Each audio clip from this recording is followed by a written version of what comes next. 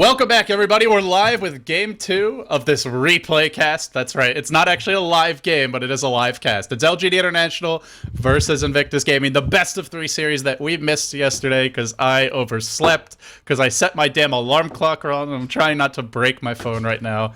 The culprit. Actually, I'm the culprit, but I blame the phone because that's what people do. LGD International versus IG, a best of 3. LGD, they took Game 1. They did it on the back of Anti-Mage, and some good play from the rest of their team. I'm LD. I'm joined here by Winter. Winter, can IG bounce back?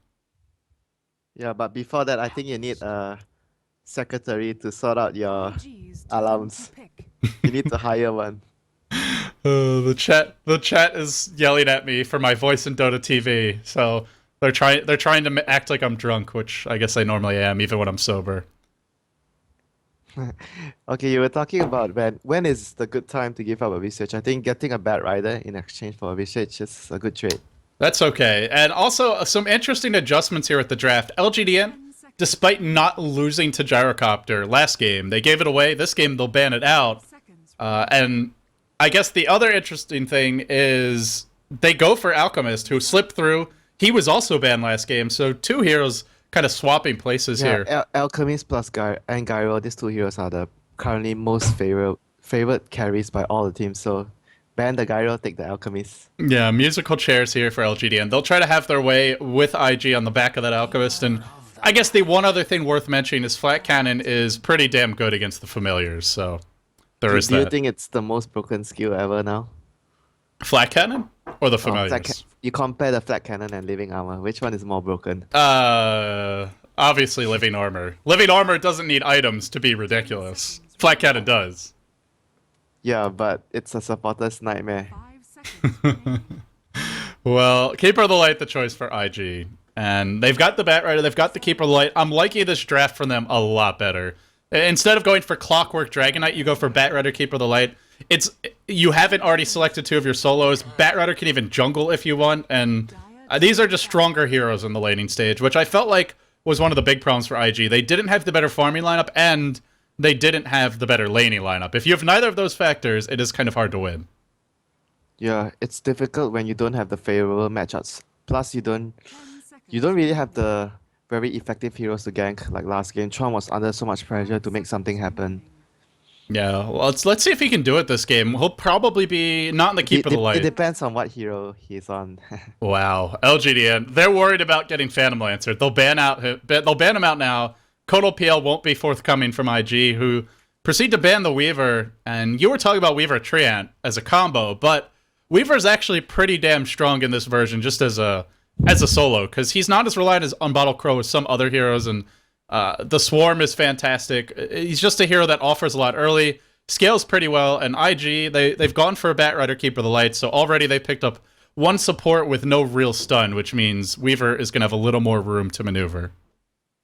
Not to mention the minus armor combination with Alchemist Acid plus usually the Visage goes for a Medallion. That's going to be very effective.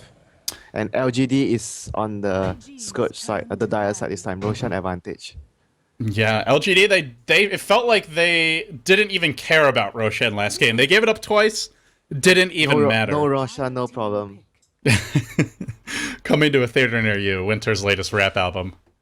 And Chaos Knight will actually be the ban. Winter, one thing I'm interested about is I heard from multiple sources that LGD was winning most, if not all, of their scrimmages by picking Wisp. But it hasn't been banned and it hasn't been picked. What's up with that? Are they just not playing it anymore? I don't know. I haven't screamed them in a while, and we're gonna play them like this weekend, so not the best time to scream with them. Oh man, I'm looking forward to it. Speaking of which, we do have a lot of events resuming soon. The Alienware Cup picks up this weekend with the final day of group stage action. Asian Dota, whoever picks with CK, whoever loses. Well, LGD, like you mentioned, isn't truly Asian or Chinese, so we'll see if that comes into play. But you said technically they are Chinese now. Oh, they're being assimilated slowly but surely into the hive mind. For the time being, though, they are still clinging to what's left of their North American, European roots. They'll go for the Earthshaker, so we'll see that same combo again. Earthshaker plus Visage. We saw the power of this in the laning stage, but this time, the team that's up against it, IG, Well, they have Keeper of the Light, a very strong laning support to deal with this tri-lane aggression. Yeah, Keeper plus Rubik is a very standard strong laning couple. They're Rubik's spell still would be very good for the fissure. if you could steal Fissure, I believe you can steal the Familiars, although I imagine that's pretty difficult. Yeah, I think you can, but it's very hard to steal the familiars. Now, do you know if you steal another spell, do you keep the Familiars or do they disappear? I think you keep the familiars, I think. So in theory, Rubik could have his own zoo, steal the Spirit Bear, steal the Familiars. Tell that to Kuroki. He's the lone druid when he's the Rubik. Did you see that amazing game where Yeah, I saw that game. I think he even built an armlet for his Rubik and was trying to give it to the Spirit Bear? That was in the dying days of Armlet Lone Druid. May they forever rest in peace and not come back anytime soon. Yeah, that was ridiculously good on lone druid. It's so good that even Rubik can build it and get away with it. Well, for LGD, they'll go for the Windrunner again. Identical tri-lane for them. The big difference here is they've got the Alchemist this game, and not really as good as an anti-mage. Yeah, they don't have a solo carry. I mean, a carry that can solo well. Alchemist needs the bodyguards around him. It feels like this Alchemist will have to go mid, or LGD will have to defensive tri-lane, because farming safe lane Alchemist against Batrider is just not a good matchup. The Alchemist will be completely upset about not being able to farm anything with Grievous Greed against the Batrider. And IG are going to go for a 430 Templar Assassin. I'm having flashbacks, Winter, to the Beyond the Summit World Tour. There was that play. ROTK. There was the play, yeah. I think that's it. The Brood. I don't even remember who was playing the Broodmother, but I think you're right. ROTK was the Broodmother. What we all remember is 430 just blatantly showing off his mental map hack and hitting ROTK with no detection, just with the Sideblade splash. Now, the splash was a lot wider back then. It's been kind of, I guess, fixed in Dota 2. Yeah, it's been nerfed. And it's much stronger. The splash is much easier to land in Dota 2 as well. But that being said, it was still an amazing play. So let's see if he's got the old magic or 430 is an old man. There was an interesting article as well by Felix, someone who works for 17173.com, and he expressed concern that the Chinese scene has not really grown at all. That a lot of the same names are sticking around year after year, and you look at the Western scene, you've got all these new up-and-coming players like Korok, Funnick, that were not at the International too. In some cases, weren't even playing competitively on a top team until you have to the past year or so. CTY for TI4. That's where maybe China needs that infusion of fresh blood. We'll see if it comes into play here, but IG, you can't count out the returning champs just yet.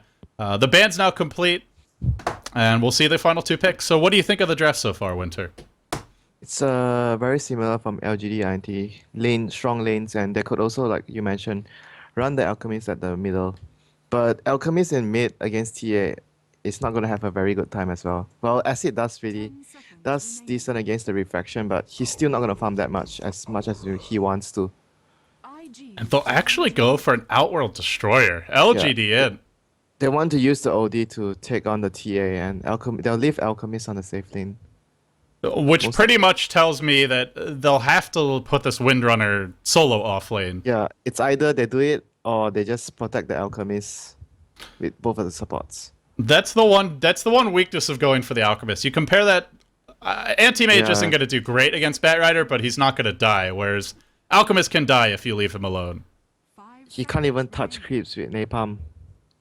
It's very painful. The good news is OD can really shut down a Templar Assassin. There is virtually no way for TA to do anything in that lane except just try and last hit creeps, but you're never killing the OD. And I think it's a good pickup for them as well, because OD's primary weakness is he's very acceptable to those early game smoke gangs, and IG doesn't really have the best dual roaming supports to kill you, like for example like a Rubik Lina or Rubik Leshrac or Shadow Demon Lina, Shadow Demon Leshrac. Keeper of the Light and Rubik doesn't really gang that well. You know, Winter, along those lines, it's the second game in a row where they haven't had the best ganking combo, but they do get a Morphling for Zhou.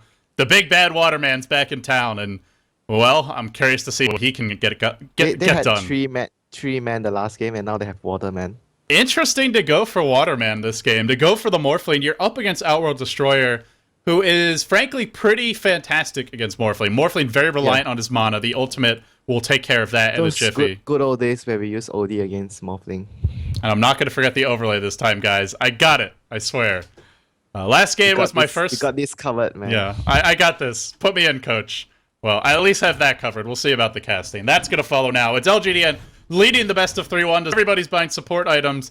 Fantastic. Fabulous. We'll get the introduction underway. LGD International leading the series 1-0 as mentioned. We'll have G handling the Alchemist. Going solo mid. Rushing a bottle. Has not been pulled. Brax going to be taking the reins for that Windrunner. Probably just playing an off-lane solo, but we will see about that. Misery on the Earthshaker.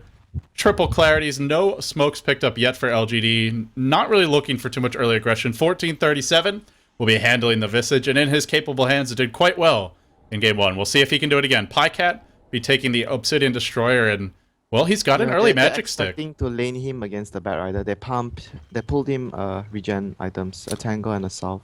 So they'll put the OD safe lane. They will run the aggressive tri lane, and they'll put the Alchemist mid.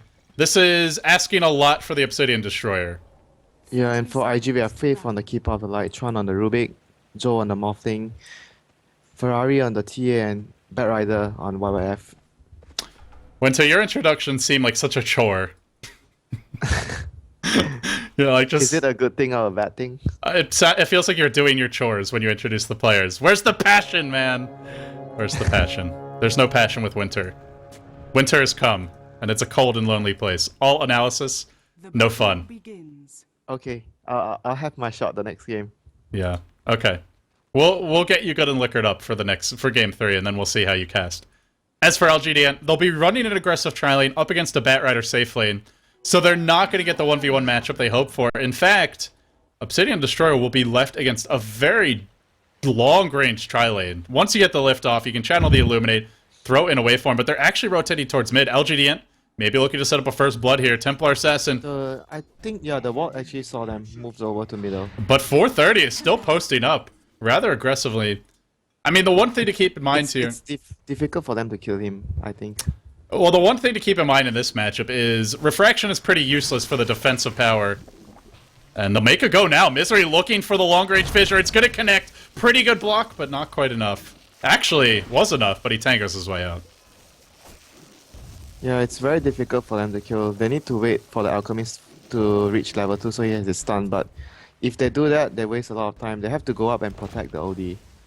So a little bit of waste of time. It looks like they wanted the tri-lane versus tri-lane matchup. Anyway, they'll get it now. They'll be playing on the safe lane as well. I think it's a good decision. They didn't want to pit the Bat Rider against the OD, where Bat Rider is the off lane and OD is the safe lane.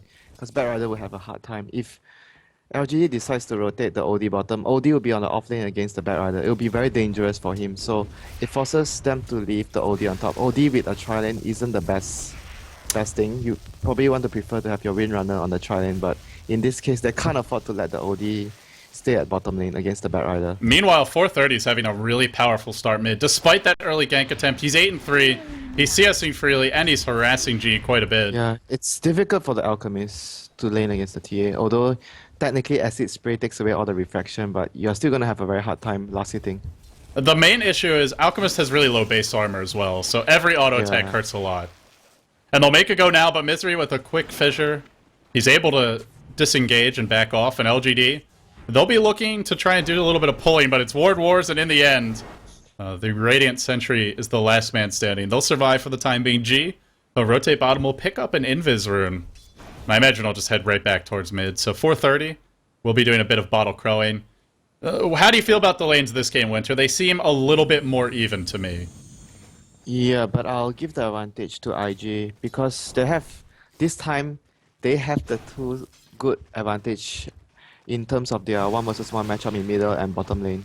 Bat Rider would do good against Windrunner, and TA would do great against Alchemist. And they're even contesting the pull here. Astral Imprisonment to set things up. Fissure's going to connect. Catches out Faith. Grave Chill's there as well. There's no nuke, but I don't think they'll even need it. One more auto attack to bring him down. He will fell, but now Zhou looking for a trade. He's got a waveform. Wow. He doesn't want to use it at the wrong moment. He'll wave out, but in the end, the neutrals snipe the kill. Zhou's got to be frustrated, and Pycat's on the chase. A secondary Grave Chill. Almost out of mana, almost out of ways out, but he's given some extra mana by Faith. Able to live. The Illuminate comes through. They've got a lift available, actually cooling down for Chuan. He's respawned so quickly. Still doesn't have it back. The Fissure's there as well. Thrown out, and now Faith, the next Grave Chill. Zhou's trying to come in, but what can he do? They'll find another kill. And they do it without even having Soul Assumption. My goodness. Yeah. I was talking about them not having the favorable tri-lane, but... Well, that was a fantastic Fissure by Misery. Yeah.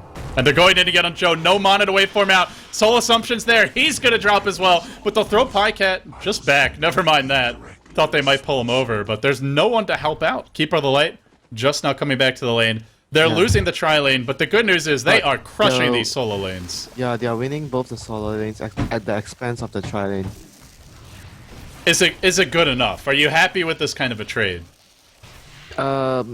It's quite okay because you're at least winning 2 lanes, and Morphling is not your only carry. You have another DPS in the form of a TA. So I think IG, as long as they don't give up too many kills, I think they'll be fine. They can also rotate the Morphling to bottom lane and change the Batrider to the jungle. They can still do that to at least give the Morphling some breathing space. And it looks like that's what they've decided to do. They're going to rotate Zhou to the bottom lane. We'll probably see the Batrider. Like you said, either go jungle or maybe even just go lane top. He is level 5 after all. I think they'll leave the Keeper at the top lane to defend the tower, and they'll just leave the Batrider to jungle. And Faith is even going to look to steal a neutral pull here. Don't know if he'll be successful, but he'll channel the Illuminate. May just end up helping LGD jungle. Indeed, that's what he's doing right now.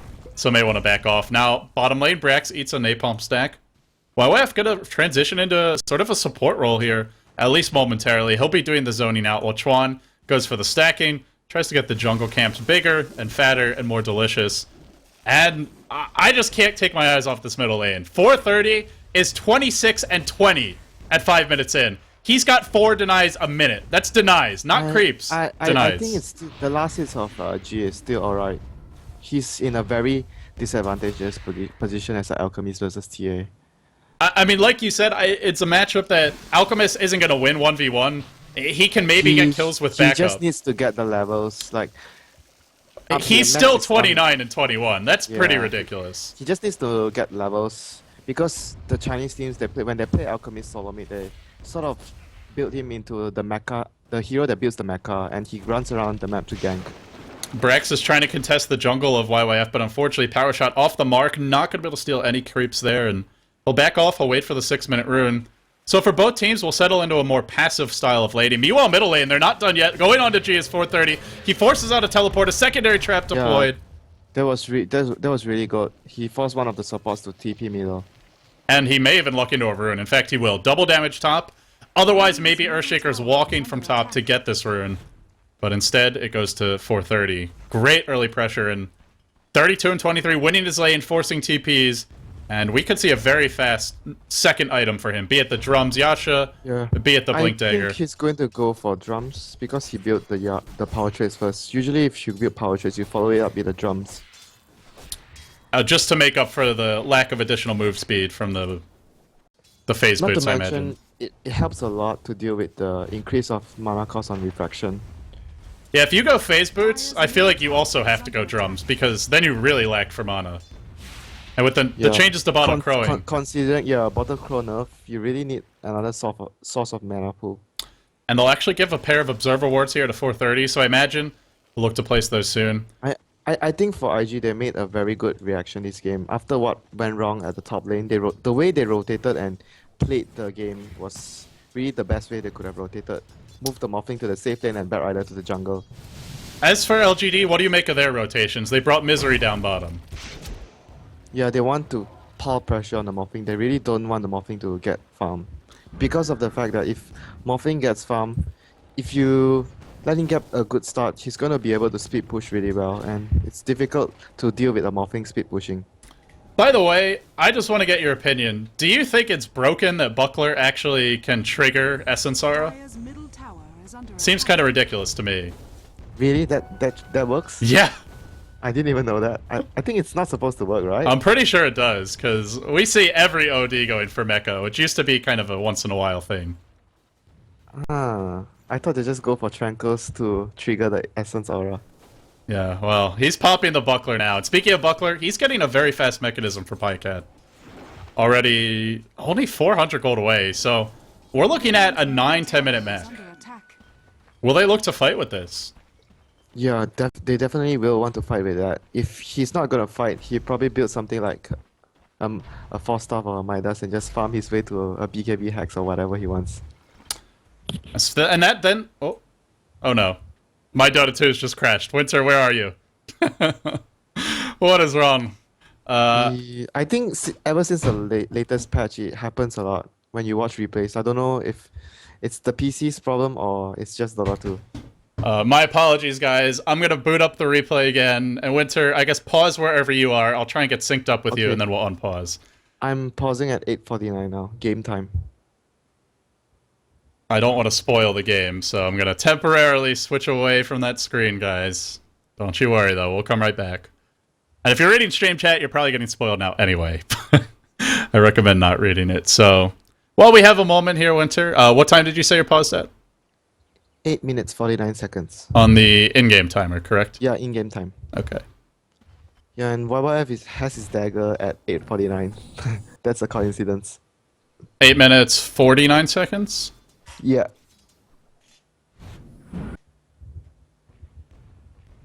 You there yet? Are we there yet? No, we're getting close, though. I'm at 35. Okay, I am there now.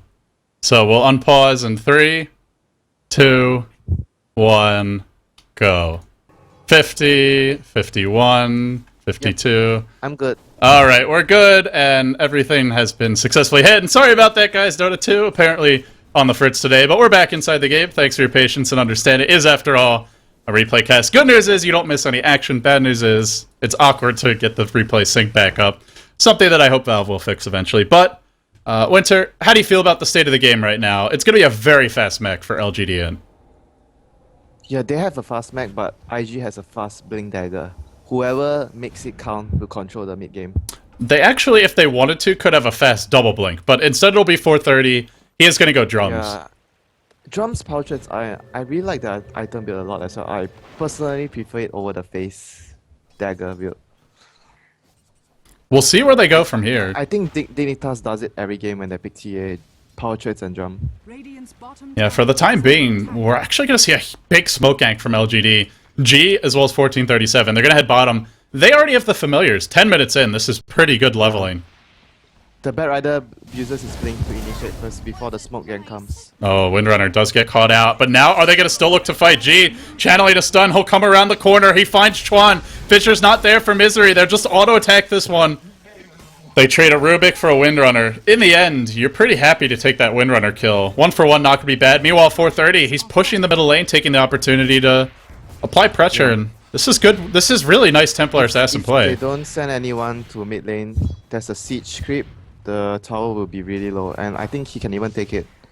And this is unfortunate for LGD. Very unfortunate, because Pycat has this mech. They want a 5-man right now. They'll Astral him. The familiars are coming in. Are they going to be able to get the initiation off? They'll dust 430. Now the familiars are here as well. Still, unfortunately, has the refraction flying. He's tanky with these power treads. This stun comes in, lobbed in from long range. And then from downtown, an additional soul assumption as well. 5 heroes, but they do find the kill. Honestly, a little surprised the 430 stayed as long as he did. It seemed pretty clear that LGD were coming, but in the end, good initiation, good pickoff. He just wanted... It's sort of those moments that you think you still have 1 or 2 more seconds, but actually the fact that you do not have it. And 430 is nothing if not a let's play it till the last possible second kind of player. Great power shot by Brax, though, sets up the stun, giving the vision. Now Chuan gonna melt. Really nice coordination there from LGD. Very good setup there. Giving him the vision with the power shot, and then the follow-up stun is there. Connecting for the kill.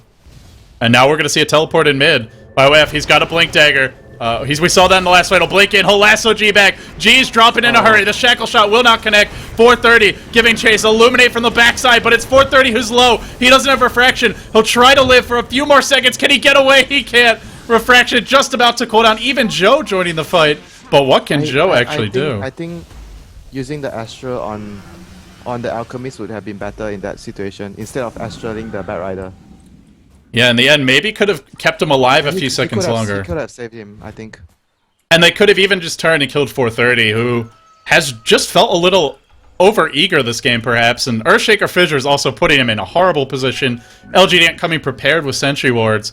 430, he started this game so hot in the mid lane, dodged a 2-hero gank early on. Yes, he had wards, but still good reactions, and yet we haven't really felt his presence yet. He's actually 0-2-1, despite that powerful start. Yeah, he has been ganked. I think the first death was the one that affected him the most. It stopped his rhythm a lot.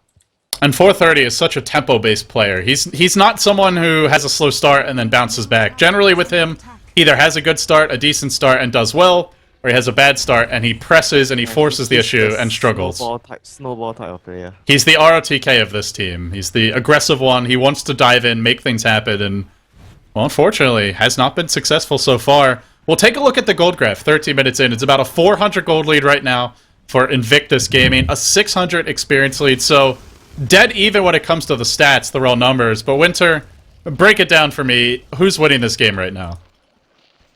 I think both sides have a very equal mid-game to late-game potential, but I would always favor the side that has Bat Rider. I really think that Bat Rider is the one that has the best initiation among all the heroes. Speaking of which, jumps in on Pycat right now. Waveform is there. They can lift him up in a second, but he actually gets off the Astral. Chuan a little bit slow on the trigger finger there and forced back. The thing is, he needs to time it really well, because if the lasso is still on and you click on your telekinesis on a target, your telekinesis will not work. He needed to time it perfectly, and OD can just double click on his imprisonment to imprison himself. So meanwhile, bottom lane, Joe's caught in a bad position. The Fissure's there now, an Echo Slam as well. Misery says, "Give me that gold," and they will give it to him reluctantly. Joe's going to offer himself up. Now a Blinding Light to kind of slow him down, but a Shackle once again onto YYF. Very good play by LGD there. They killed the Morphling and they got out without even losing one.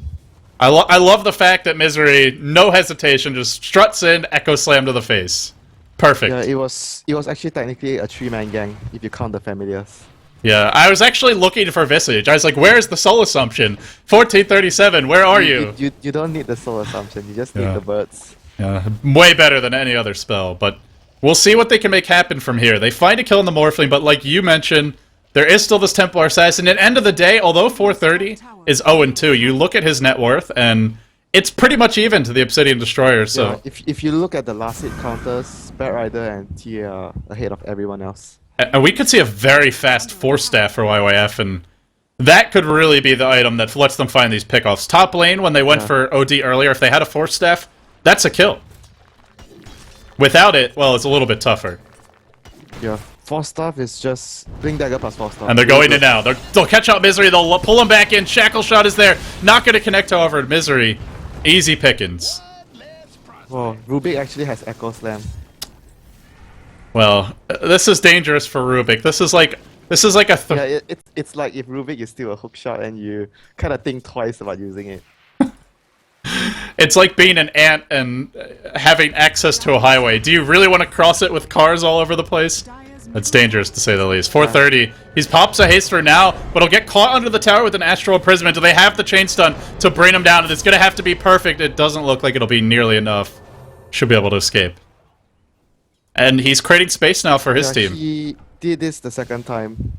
He forced TPs to mid lane, and they didn't accomplish much.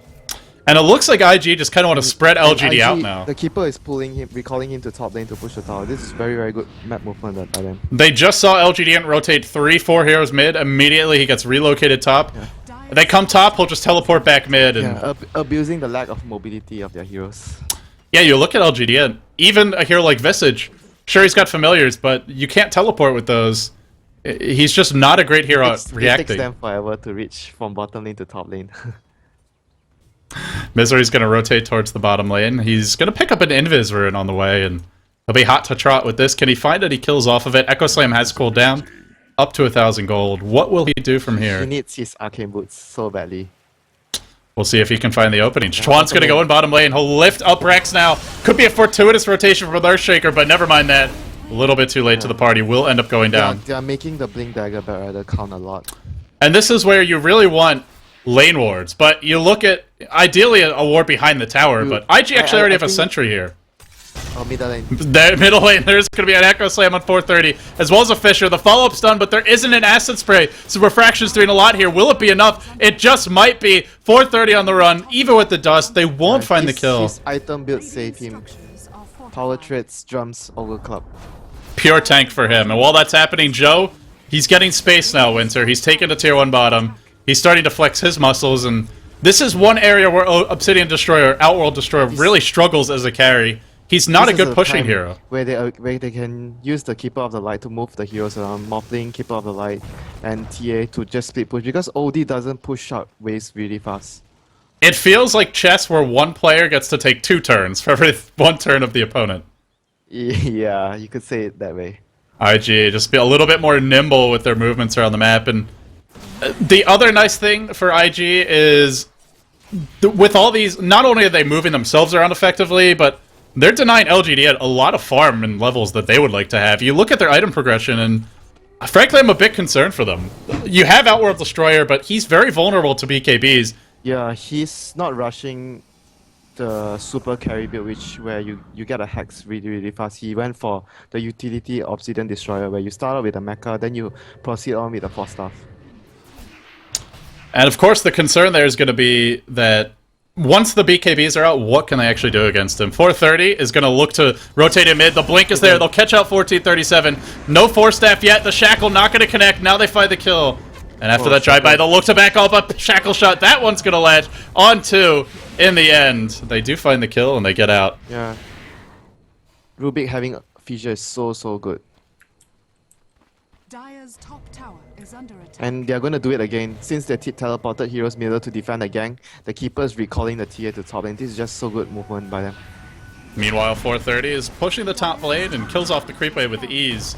Fisher's there from Chuan, just harassing Brack's back. And at the same time, the Morphling is hitting at the bottom tier 2 tower. You know, Winter, this feels like the exact opposite of Game 1. In Game 1, we saw LGD.int. Yeah.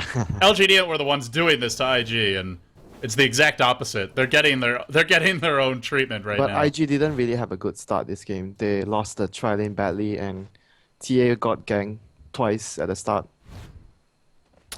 Meanwhile, 430 continued to farm the jungle and getting closer and closer to that BKB.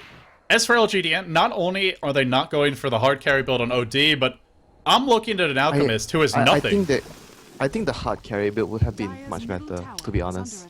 Yeah. If you go for the mecha and 4-star build, and if you don't make it count like the first 20 to 25 minutes, you are in a lot of trouble trying to farm your hex later on. You know, it looked like they wanted to. 4-step up on YYF now, by the way, but it looked like they wanted to, and the problem just was, well, as when they tried to group bottom, they actually had to go back mid because Templar Assassin was just pushing the lane in. Yeah, they were split pushing a lot, with the keeper totally abusing the recall from Keeper of the Light. Yeah, so I would almost credit IG more than criticize LGD.int, but end of the day, maybe they should have just not tried to group and push. Yeah, they're going to go back middle again.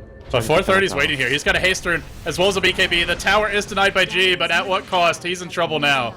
Hastern's there, not even going to pop it. Not even going to pop his BKB either. 430 trying to bait this out, but he may have waited too long to do it. He's on the run. Can he get away? Looks like he can, but really not ideal. He'll actually go back in. He'll drop a trap on 3. Not going to commit to that. That would be a bit of a tough nut to crack. My Dota 2 crash again. What's wrong? Why am I crashing so much with the replays? I can't tell you, Winter. Meanwhile, you take an overall look at this game, and my other big concern for LGD.int is their heroes that farm quickly are basically just the Alchemist, and Alchemist isn't farmed, so he doesn't have the items. He didn't even go for the Grievous Gate build because he went for the Acid Spray Max and the Alchemist and the Stun first. And one of the... I mentioned how OD is... Obviously, this hero has a lot of strengths. He's a fantastic 1v1 solo. He can benefit your team a lot, because you look at LGD.int, they're pretty mana dependent, but you get to the mid game, BKBs really limit his damage, and then he's not a fast farmer. The orb works pretty well to kill off big creeps, but you're not killing ancient stacks. You're not going to mow down creep waves as a whole, and you compare that to Templar Assassin with Side Blades, to what a Morphling can do to creep camps just with waveform spam and pretty good right-click damage of his own, and then of course Batrider, Keeper of the Light.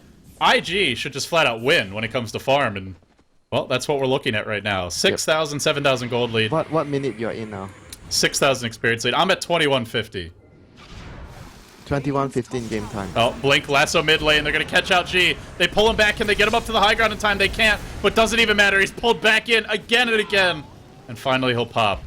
Now a trap on the Brax. They're looking to chase him middle lane for 430 on the hunt. How long will they go for this? This is a long way to dive. In the end, they'll back off. Are we out of sync here, Winter? Yeah, I'm at 22-11 now.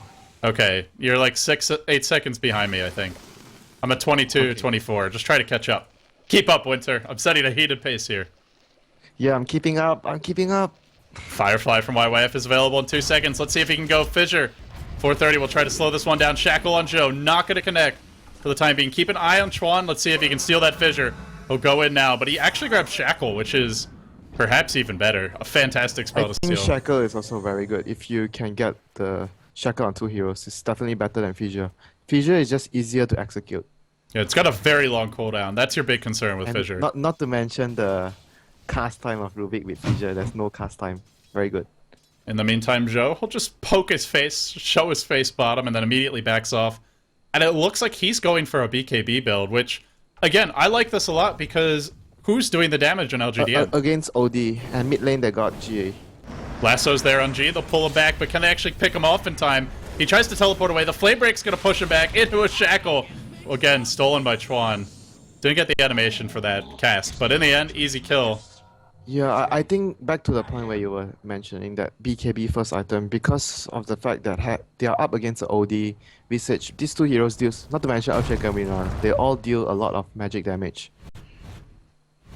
And I think to go back to the point you made earlier, IG is just doing a really good job of taking advantage of 2 heroes. The Batrider and his ability to find pickoffs, and the Keeper of the Light and his ability to move his teammates around the map like pieces on the chessboard. They're just outmaneuvering LGDN, and LGDN, I don't really know what they do to deal with this. As soon as they lost those tier 1s... They have to deal with the recall and the replicate of the morphing, which basically enables the morphing to be at 3 lanes at the same time. And it's going to be a double BKB. The BKB on the way now, so it gets harder and harder for them to fight. Double BKB and a Blink Force, and they have heroes that already do a lot of damage innately. Yeah. TA doesn't really need big items to hit like a truck at this stage of the game, and LGDN, they'll try and group up top lane, but we'll see if IG even go for a team think this is fight. a very good move by them as well. They see LGD pushing the top lane, they go for the rush. And with TA at their side, it should be fairly easy to bring this down in a hurry. 430 already doing a lot of work. There's your meld damage, slicing and dicing, and still IG not being contested. LGDN, they'll teleport 1 hero bottom. It will be that Obsidian Destroyer. Pycat now going for a Scythe of Vice, but a long way off. Nice Shackle by Chuan, connecting Roshan to the trees and holding him in place. No 430 continues to work. IG, if they get this Roach, they're going to be in such fantastic shape, and they will. It goes to 430, now up to 2700 gold. Meanwhile, YYF, he's got a present. He'll catch Pycat out, pushes him back in. There's your wave as well. Long range Illuminate. It's all enough to seal the deal. Joe even pops a BKB. Maybe a bit premature there. I didn't think that was necessary. Well, he just wanted to feel important, Winter. He wanted to be involved. And he was. And he looked good. And the first instincts of all carry players is to be safe. Use your BKB before you get stunned. I don't want to die. I don't want to die. He'll live in the end. That's the last thing you want to happen to you when you are a carry. You don't want to lose any goal. Meanwhile, the middle lane's getting pushed in, and IG... Again, I don't feel like they're in any hurry. If Alchemist was really farmed, maybe there would be concern. And Rubik stole the ultimate of OD as well. That's... well... But actually, I think it's not that scary as having a Fissure or a Shackle Shot, to be honest, because you don't really deal too much damage. Yeah, his intelligence is only 63. You compare that to the OD, who's, well, about 30 higher. And on top of that, I don't know. You really just want the disables. I don't feel IG needs more damage. Yeah. Fissure, Shackle Shot, and the Unstable Concussion. Or maybe even the Soul Assumption from the Visage. We'll see Joe continue to push out the top lane. 1600 gold up on him. We'll see what he goes for next, but honestly, I think whatever he wants would be fine. Manta, Ethereal Blade, Butterfly, any of sort of the standard Morphling items should work this game. Well, maybe not the Manta, because you're up against OD. It's not so good to go for the Ethereal Blade, because it might work as a double-edged sword. When you are in Ghost form, the OD just pops you. Yeah, at the same time, the more I think about it, Manta's not very good against OD because his orb does a lot of bonus damage to illusions. So maybe you just go. Unless it's the same thing like the last game, the first game where you just don't join the fights like the anti-mage. You just hit the buildings, use your Manta, push, don't come to the fights. Then it'll be helpful. Well, for LGD, it's a little bit of good news, but I still feel they're in a bad position here. They now trail by. I think going for the Manta is a good decision because of the fact they have been using the Replicate and the Recall so good to split push. Having Manta helps a lot with that cost. But as you say that, IG, perhaps just to defy you, are going to group up bottom and look to 5-man this tower. Yeah, they're going to catch someone with the Bat Rider. Wouldn't be the first time. YYF's lurking in the tree line, and he'll look for a jump now. How far does he want to dive? He doesn't want to go too far. Now he'll make his move. But already it appears. Too late. He has to be very careful because there's always the fissure to protect whoever he lassos. And there's always going to be the follow-up shackle if he gets caught with the fissure. IG just farming the neutrals here. You're going to find a nice stack of LGDNs. And this is right when Alchemist is starting to level his Grievel's Greed. So this really, really hurts. He had the 1 point for a while. Steal your enemy stacks. That's part of the plan. Steal everything. More and more economic damage for IG. It's 10-9 in terms of kills, but you look at the gold graph, the experience graph. Over 10k gold lead, over 12k experience lead. IG in it's command really of this difficult game. for them. The solo mid Alchemist hasn't really done much for his team. He's only has 3 assists so far, and 30 minutes in, he only has a Shadow Blade. And this was after 2 heroes rotated mid at level 1. Yeah, they ganked the TA twice even. They ganked the TA, 430. Even though he died, he went 0-2. Just showing a better ability to find farm this game, and a lot of that is the supporting I cast think he has. One of the main reason he was able to cope with, even with the gank, the 2 ganks, was because of the item build he went for this game. The drums and threads, I think, was very crucial. Yeah, and the Ogre Club as well, just going straight for the BKB. The time that he didn't die was because of his item build. Oh, YYF, he's gonna find Pycat. Wanted that last creep, and he will pay. Gets caught out. Now Flame right back. He'll force staff himself towards Frito, but there's another trap. The chase will continue. 430 comes in. He's got a BKB, able to dodge away from the fissure, and now at long last, it looks like Pycat is going to be caught out. Another force staff. Are they ever going to run out? Doesn't matter. They're all getting blown up in a hurry now. 430, shackled to Chwam. Shackled on 2. But they've already found 2. Is it going to matter? They bought back. Acid spray's there. They're going to try and fight. Looks Trap like they're connects OD on 2. Now the power shot waving over the top. IG surging forward, waving forward. They'll find 4. This is after a buyback, and now the trap onto Brax. He's on the run, trying to find the openings, but they just can't do it. Double buyback, they still lose 4, and it looks like they won't defend the tower. Even they messed up at the start. They used the telekinesis on the wrong timing, but they still gotten such a favorable trade. Even with the force staffs, LGD go double force staff. Normally, you'd hope that would keep your carry alive, but that was the last game Yeah. where the 4 staffs kept them alive. But this game, 2 4 staff isn't enough. I hate to keep on talking about Obsidian Destroyer as a hero, Outworld Destroyer, because I love the hero. I think he's fantastic, but another weakness of his. I think Mushi agrees to you that that hero is fantastic. If Mushi agrees with me, then I must be right, Winter. But another weakness of the hero, he's just not that survivable. I mean, you can use Astral Imprisonment, that's good for early Yeah, ganks. it comes down to the fact that the build he went for this game. If he would have went for the carry build with a BKB and a Hex, he would be able to stand and fight in the team engage. Also, he could maybe just find kills so they don't have to fight 5v5 is the other Yeah. possibility. YWF's going to come in again. He'll BKB. He dodges the shackle and then he jumps forward. He's going to bring Brax in. He's brought a fresh treat for Zhou, and Zhou happily collects it. Chuan's hungry too, though. Let's see if he can find any openings. There's going to be a pretty big fissure YYF has by been Misery. bringing a lot of Chuan's got threats, a lot of shackle. threats. He's going to look to jump in now. Sorry, Windrun, actually. They're all coming forward. G in trouble. Echo was good, but is it going to be enough? It doesn't feel like it. G trying to man-fight his way out of this one, but 2 under-farmed. He will melt. IG overwhelming LGD. 31 minutes in. 17-9. They now lead by nearly 20,000 gold. 25,000 experience. This feels almost unwinnable for LGDN. And there's your completed Eye of Scotty on Zhou. Winter, lest we forget, Zhou had a horrible time in the laning stage. He did not farm well. He was driven back to his tower multiple due to times. the fact of the tri-lane, which went so horribly wrong for them. But they rotated the bat to the jungle and they gave the bottom lane to the Morphling to catch up. And now Zhou's looking at the tower here. IG in command of game 2. They want to force the game 3, and they may be able to do so. Working on the racks. Can they bring it down before there's any resistance? LGD.int so far back, they just aren't even going to put up a fight. They'll sack one lane of racks. They'll look. They can't fight it anymore. They can't fight now. I don't think they can fight 5v5. I don't even know if they can fight 5v4.